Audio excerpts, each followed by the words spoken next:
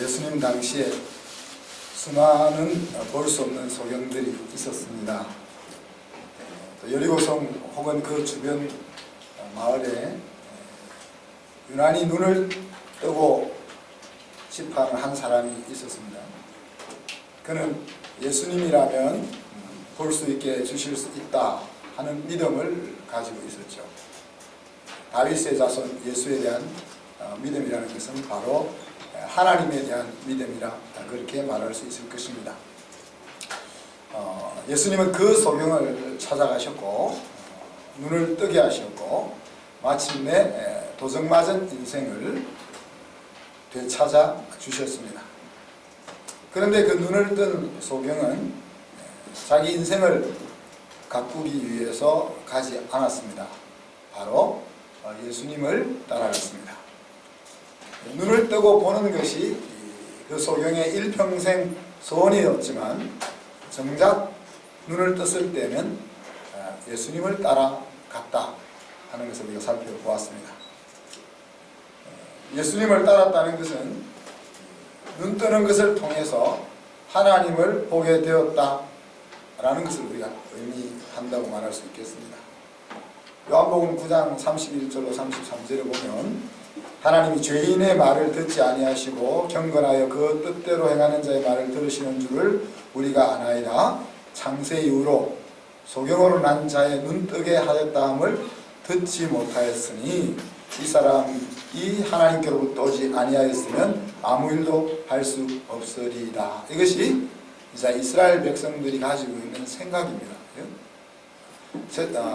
역사가 기록된 이후로 눈을 보지 못하는 사람이 눈을 뜨고 보게 되는 일은 하나님이 아니면 할 수 없는 일이다 라고 모든 사람들이 생각하고 있었는데 그 일이 일어났던 거거든요.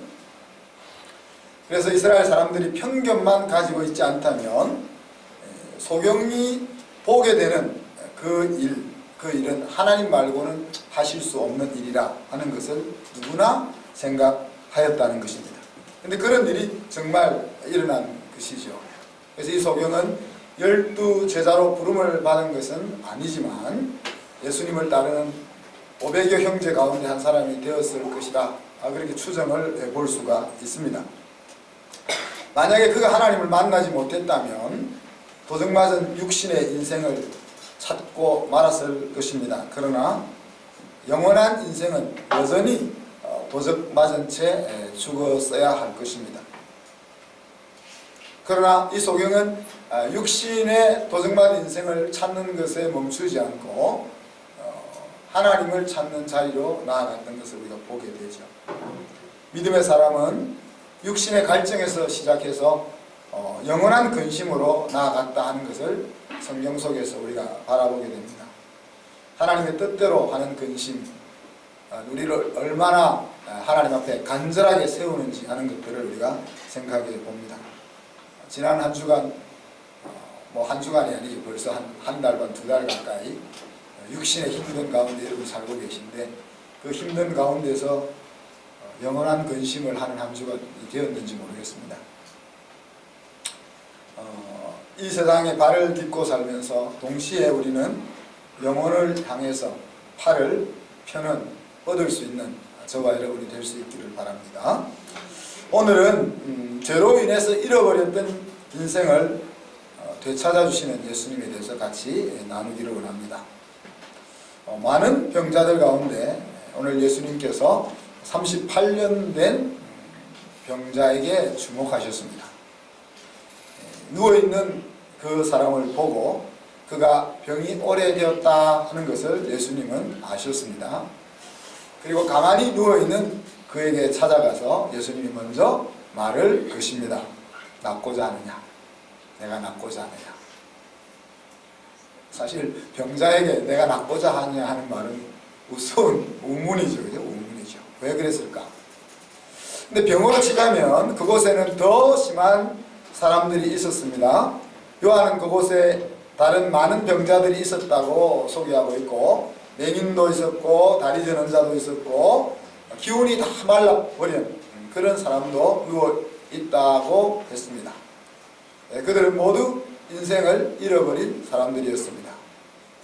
그런데 그 많은 사람들, 어떻게 보면 눈을 보지 못하는 맹인이 38년 동안 아팠던 이 사람보다 더 심각하지 않았겠나, 우리 그렇게 생각해 볼 수 있죠.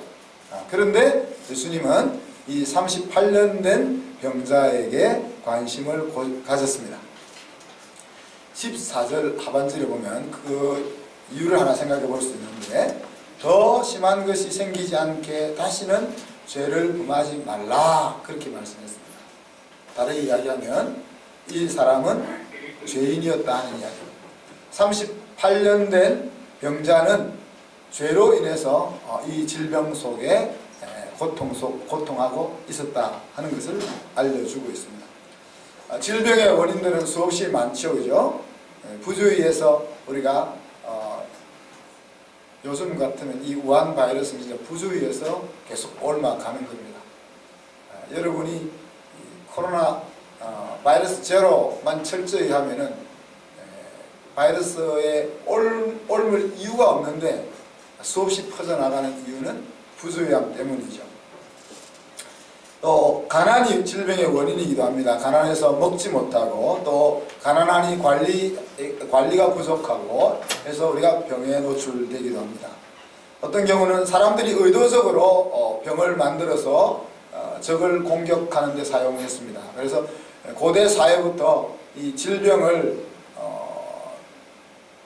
원수의 나라와 싸울 때 사용했다는 기록들이 있습니다. 나이가 들어 쇠약하면 병이 찾아오기도 하죠. 그렇죠? 또 사단이 하나님의 자녀들을 괴롭히기 위해서 질병을 주기도 합니다. 죄에 대한 하나님의 징계로 병이 오기도 하지만 굉장히 드물게 이런 일들이 일어나죠. 또한 드물게는 하나님이 하시는 일을 나타내기 위해서 병이 오기도 합니다. 그래서 조금 전에 읽었던 말씀처럼 날 때부터 소경되었던 자에 대해서 제자들이 저 사람이 소경된 것이 누구의 죄입니까? 부모의 죄입니까? 자기의 죄입니까? 물었을 때에 자신의 죄도 부모의 죄도 아니고 하나님이 하시는 일을 나타내기 위함이다, 그렇게 말씀하시기도 하셨습니다. 죄로 인해서 질병에 걸렸던 예들을 성경 속에 몇 가지 찾아볼 수 있죠. 미리암과 아론이 모세를 대적하다가 니만 지도자냐? 우리는 지도자가 아니냐? 이렇게 하나님이 세우신 지도자를 대적하다가 문둥병에 걸리는 모습을 우리가 보았습니다. 엘리사의 사환 게하시가 나만 장군으로부터 뇌물을 받는 그 과정 속에서 하나님을 속임으로 문둥병에 걸리는 것을 보았습니다. 그렇게 많지는 않지만 성경은 분명하게 죄로 인해서 질병이 올 수도 있음을 말하고 있는 거죠. 그래서 예수님의 의도를 우리가 정확하게 알 수는 없지만 오늘 본문에서 굳이 찾자면 죄인인 병자였기 때문에 그 많은 병자들 가운데 오늘 38년 된 병자에게 예수님의 눈길이 머물렀다, 그렇게 볼 수 있는 거죠. 누가복음 5장 31절로 32절에 보면 예수님께서 건강한 자에게는 의원이 쓸 데가 없고 병든 자에게야 쓸 데가 있나니 내가 의인을 부르러 온 것이 아니요 죄인을 불러 회개시키러 왔다, 그렇게 말씀하셨습니다. 물론 하나님께서 의인 10명을 찾으시는 분입니다.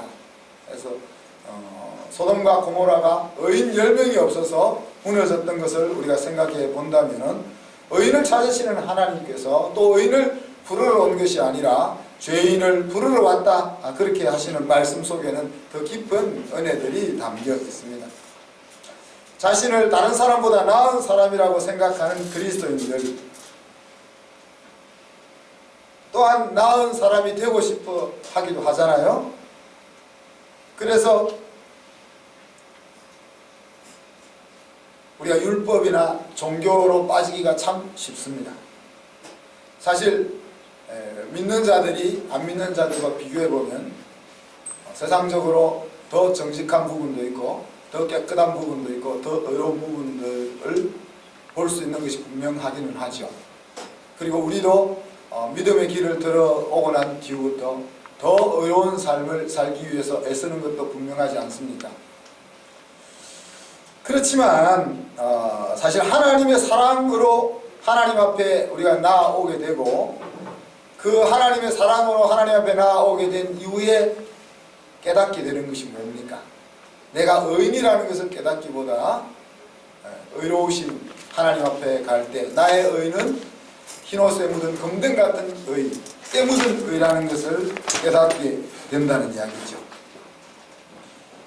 그리고 나서 이제 내가 죄인됨을 깨닫고 나서야 의인으로 살아가는 자리로 발걸음을 내디디게 되는 겁니다.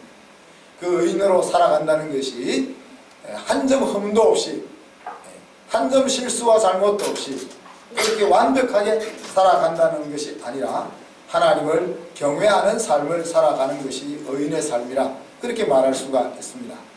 하나님이 내 옆에 계시고 하나님이 내 생각과 내 행동을 하나하나 보고 계시다 하는 것을 의식하며 살아가는 삶이고 그 열매가 그렇게 하나님을 경외하는 삶을 살아간 열매가 의로운 행동이 되는 것이겠죠. 우리가 자신의 죄인됨을 알지 못하고서는 공로주의가 아닌 율법이 아닌 의인의 삶을 알 수가 없는 것입니다.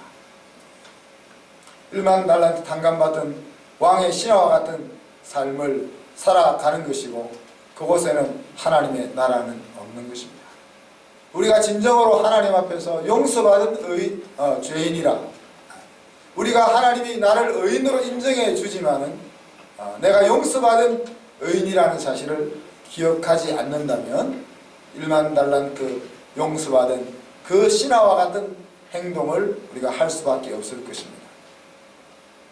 어떻게 내가 정말 하나님의 그 은혜 가운데 들어갔는지 또 내가 용서받은 의인으로 살고 있는지 어떻게 확인할 수 있을까요?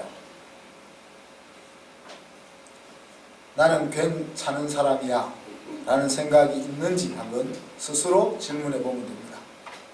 제가 가끔 예화를 들은 것 중에 하나가 성 어거스틴이 제자들과 함께 마을을 쭉 거닐고 올 때가 있었다 그랬습니다.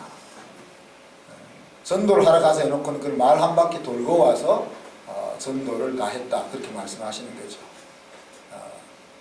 만나는 사람에게 예수 믿으라는 소리를 하지도 않고 제자들이 의아해하잖아요. 예수님 왜 전도하러 가서 해놓고 그냥 아무 말도 안 하고 한 바퀴 돌고 앉았습니까? 근데 그 한 바퀴 돌면서 그 마을 사람들에게 보여주었던 것이 전도다 하는 이야기죠.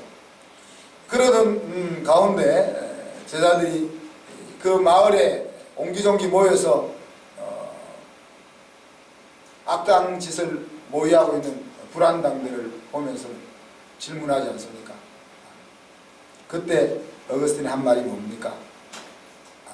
하나님의 은혜가 나에게 임하지 아니했다면 나는 쟤들보다 더 지저분한 삶을 살았을 것이다. 그렇게 이야기했습니다. 그것이 어거스틴이 타락한 생활을 할 때 했던 이야기 아니고 그 타락한 생활을 벗어버리고 하나님 앞에 성인으로 살아가는 그 시점에 나왔던 이야기들입니다. 나는 괜찮은 사람이야 라고 생각되어진다면 우리는 1만 달란트 탕감받은 사람들처럼 행동이 나올 수밖에 없는 거죠.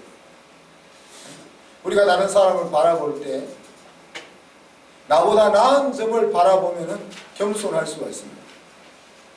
그런데 우리가 다른 사람을 바라볼 때 나보다 나은 점을 바라보기보다는 나보다 못한 점을 바라보지 않습니까? 그러니 우리가 교만해질 수밖에 없는 것이죠. 실제 우리가 하나님 안에서 의로운 삶을 추구하고 괜찮은 사람의 삶을 추구해야 하지만 우리 마음의 중심 속에는 나는 저 사람보다 괜찮은 사람이야 라는 생각이 사라져야 한다는 이야기입니다. 그런 면에서 저는 아직 많이 멀었습니다. 저는 아직 안 괜찮은 사람들이 많이 보이고 하나님 왜 저런 인간도 살려두고 있는지 질문이 아직 있거든요. 그래서 이런 질문들이 내가 괜찮은 존재라는 생각들이 언젠가 사라져야 정말 진정으로 하나님 앞에서 겸손하고 하나님 앞에서 참으로 의로운 길을 걸어갈 수 있을 거로 생각합니다. 이 38년 된 병자가 죄인이었다 이야기할 때 어린 아이 때 지은 죄 때문에 병이 들었다 그렇게 보기는 어렵겠죠. 그죠? 좌우를 분별하는 사리 판단이 있는 그런 나이에 지은 죄 때문에 하나님이 굳이 그 죄를 징계하시기 위해서 병을 주셨다면 사리 판단을 할 만할 때가 되어서 지은 죄로 죄의 결과로 질병이 오지 않았겠습니까? 그죠? 그럼 이 사람은 50대 중반의 나이였다 그렇게 생각해 볼 수 있겠죠. 그 나이가 되기까지 38년 동안이나 이 남자는 자신의 죄를 인식하지 못하고 살았거나 죄를 인식했을지언정 청산하지 못하고 살고 있었던 것입니다. 여리고 소경은 육신의 인생이 도적맞았다면 오늘 이 38년 된 병자는 육신의 인생을 도적맞았을 뿐 아니라 영원한 인생을 잃어버리고 있었다는 이야기입니다. 그래서 예수님이 그 많은 사람들 가운데, 병자들 가운데 그 남자를 주목하신 것입니다. 38년 된 병자의 대답이 가관입니다. 넣어주는 사람이 없어서 다른 사람들이 먼저 내려갑니다. 그렇게 대답합니다. 이 베데스다 연못의 뜻은 자비의 집이라고 했죠. 그죠? 근데 이 자비의 집에 자기보다 더 힘든 사람을 생각하는 자비는 없었습니다.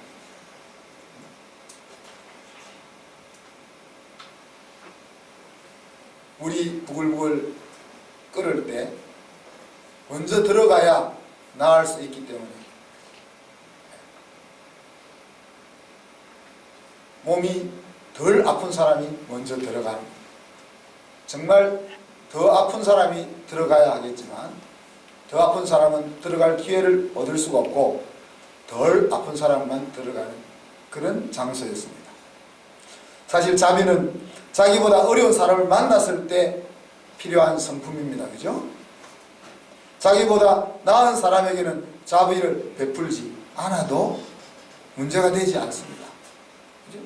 나보다 삶의 여건이 나은 사람에게, 나보다 정신건강이 또 나보다 더 행복하게 살고 있는 사람에게 우리가 자비를 베풀지 않아도 그 사람의 인생에 문제가 될 것이 없습니다. 그러나 나보다 힘든 사람, 나보다 어려운 사람, 나보다 상처가 많은 사람에게는 정말 나의 자비가 필요한 것이죠. 나보다 더 나은 사람에게 자비를 베푸는 것은 자비라기보다 자칫 잘못하면 뇌물이 되기 쉽죠. 세상은 자비의 집에 자비가 없는 베데스다 연못과 같은 곳이라고 말할 수 있습니다. 그렇지만 하나님이 만드는 하나님의 나라의 문화는 이와 다르죠. 그죠? 마태복음 6장 31절로 38절에 산상설교에서 황금률을 이야기합니다. 남에게 대접받고 싶으면 너희가 남을 대접하라 그렇게 이야기했습니다. 그때 이제 보면 원수를 사랑하고 선대하며 아무것도 바라지 말고 구워주라 그리하면 너희 상이 클 것이요 그렇게 이야기했습니다. 내가 무엇을 빌려줄 때 우리는 내가 누구에게 무엇인가를 줄 때 어떤 사람에게 주는지를 잘 생각해 보십시오. 내가 무언가를 줄 때 그 사람이 나에게 다시 되돌려 줄 수 있는 사람을 찾아서 줍니다. 그죠? 그렇지만 오늘 하나님은, 하나님 나라 문화는 그게 아니다는 거죠. 내가 남에게 주기를 원한다면 내가 그것을 주었을 때 그 사람이 나에게 다시 되갚아 줄 수 없는 사람에게 주라 하는 거예요. 그래야 하나님이 나에게 되갚아 주신다는 얘기죠.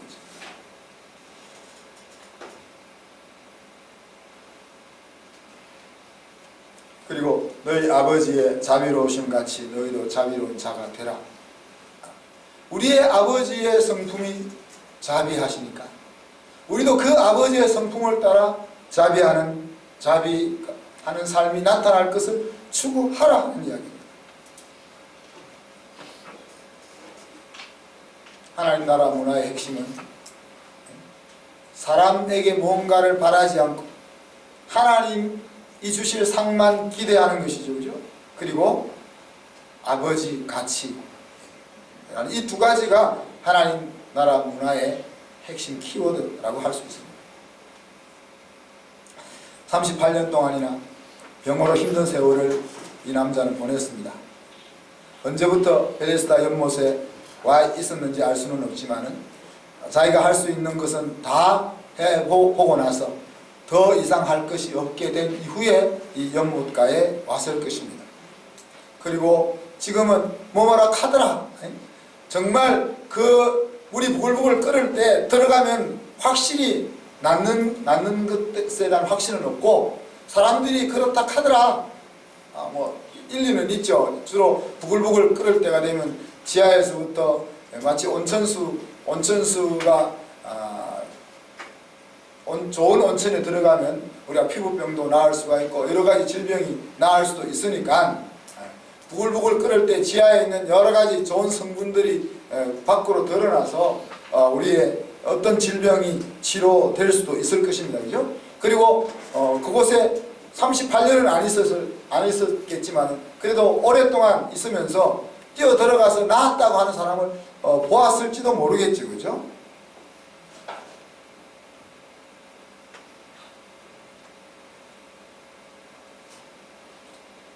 이 38년 된 병자는 자기는 들어갈 수도 없는데 넣어줄 사람도 없는데 그럼에도 불구하고 그는 그 자리를 떠날 수가 없었습니다. 왜? 다른 기대할 만한 곳이 더 이상 없었기 때문입니다. 그리고 계속해서 그의 머릿속에는 뭡니까? 저 물이 부글부글 끓으면 나도 저 속으로 뛰어 들어가야 될 텐데 그 생각만이 가득한 것이죠.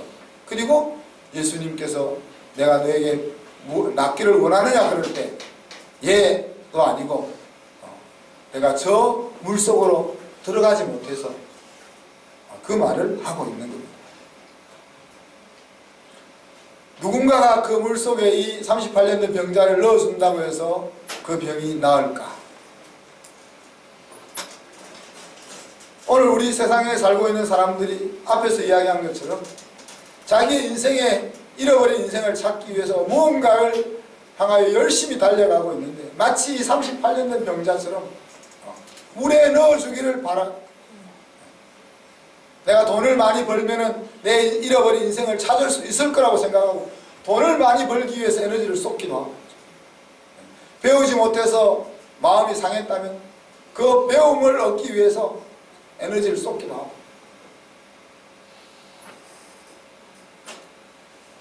자기의 잃어버린 인생이 무엇인가를 생각하며 마치 이 38년 된 병자처럼 물에 넣어주기를 기다리고 있지만 그 물에 넣어주어 본들 잃어버린 인생을 되찾을 수 없는 그 현실 속에 이 세상이 흘러가고 있는 것이죠. 예수님께서 앞에 오셔서 내가 낫고자 하느냐 물으시는데도 또 이 38년 된 병자가 주여 라고 예수님을 부르지 않습니까? 물론 여기서 주여라는 말은 예수님을 주님처럼 그렇게 부르는 것은 아니고 선생님 높여서 선생님이라고 부르면서도 이 38년 된 병자의 모습은 바로 오늘을 살고 있는 현대인의 모습이다. 특히 코로나19 앞에서 하나님을 찾지 않는 세상 위정자들의 모습이다. 영상을 하나 보고 마무리를 하겠습니다.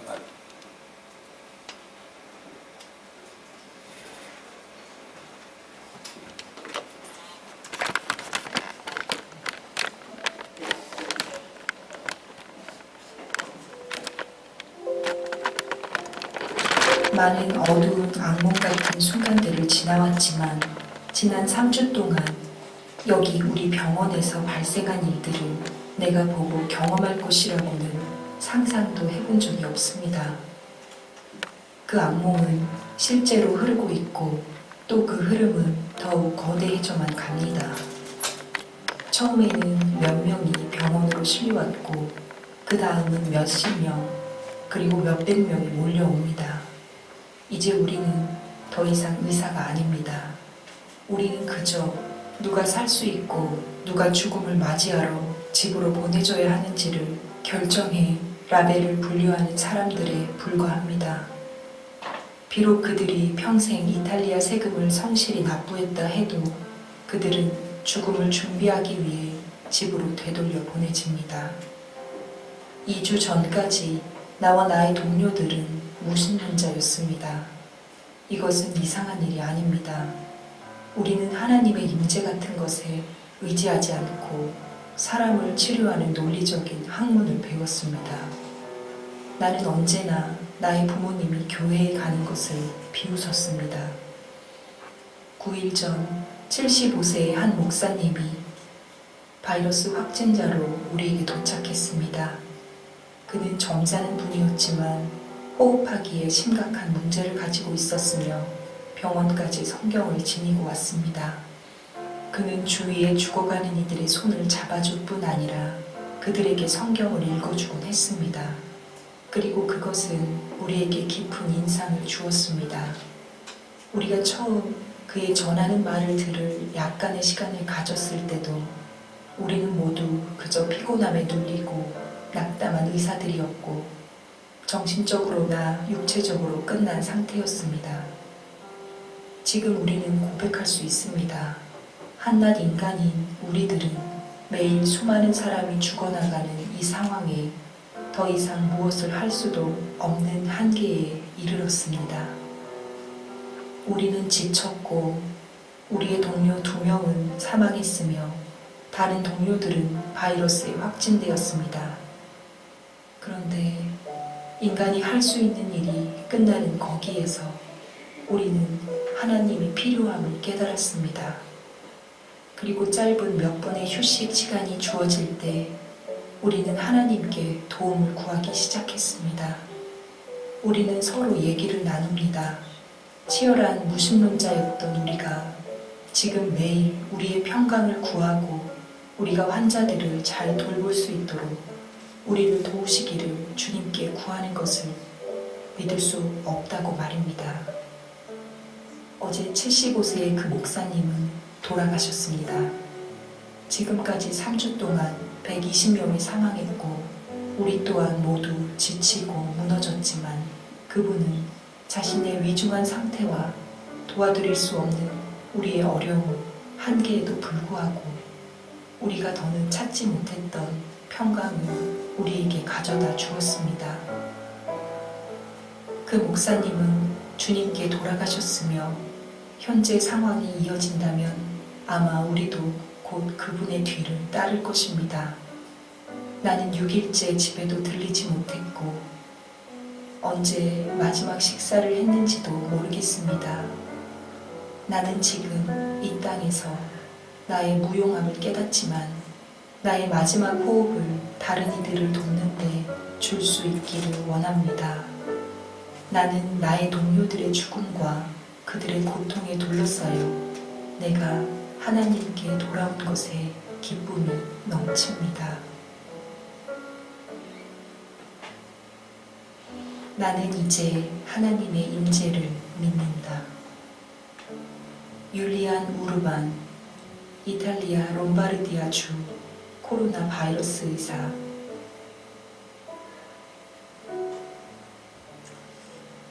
인생을 마무리해야 하는 50대 중반의 남성, 그의 인생은 질병으로 잃어버렸습니다.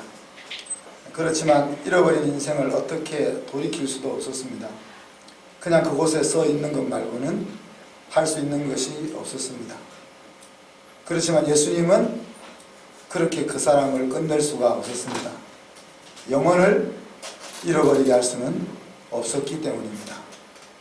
38살의 이탈리아 롬바르주 의사 유리안 우르반, 그에게는 코로나19 사태가 주님의 찾아주심이었습니다. 영원한 인생을 잃어버리는 어리석음에서 떠나기를, 사랑하는 사람들이 영원한 인생을 잃어버리지 않게 우리가 수고하기를 주님의 이름으로 축복합니다. 이 시간 말씀 생각하면서 합심해서 기도합니다. 하나님과의 관계를 끊는 죄악을 끊어버리고 주님과 동행하는 영원한 인생을 잃어버리는 어리석음 자리에 빠지지 않도록 합심해서 1, 2분 동안 기도하겠습니다.